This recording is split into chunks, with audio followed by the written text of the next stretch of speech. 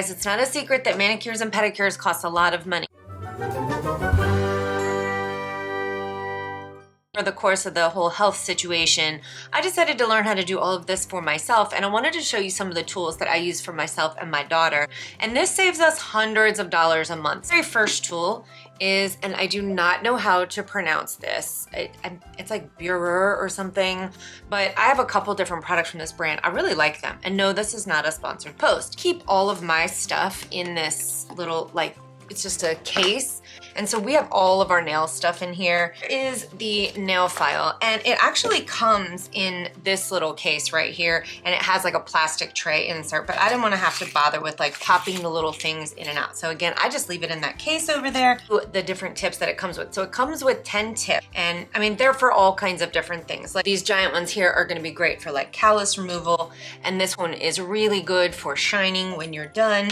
And then of course, all these little ones right here, these are so great. They're like little diamond tip ones in, and maybe getting under like an ingrown toenail, or really smoothing out the sides when you're trying to take out your cuticles. Actually, there's 4 of them. I go like around my toenails, you know, just to file them, to shape them. Right here, for me, this is the workhorse. Now, I know you can soak off your gel nails, but I don't have the patience for that. I just put this on a pretty low setting. I use this, and then I go around the cuticles like they do at the salon, and I take them off.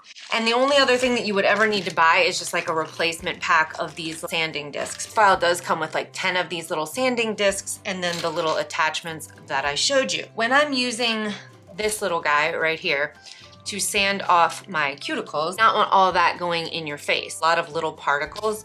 So you just put this on. That's like a little shield. So it's holding all those little micro particles. So that's really cool. I love that.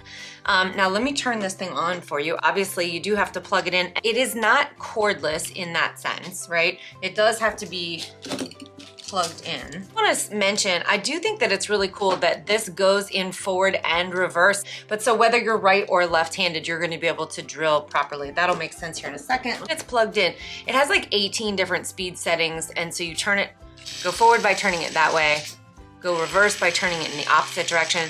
And do y'all see this little LED light? Now that may seem like, who cares? Let me turn it off while I'm talking. But I love that because I can really see what I'm doing because it's pointing a light. So let me show you.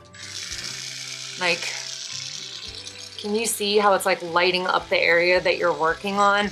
I cannot tell you how invaluable that is to me. Now, if you want to increase the speed, you simply press right here. You hear it? It's gonna take off. And then go like that to decrease the speed. It has this like nice little, it's indented on both sides, which is great because it makes it easy to hold on to.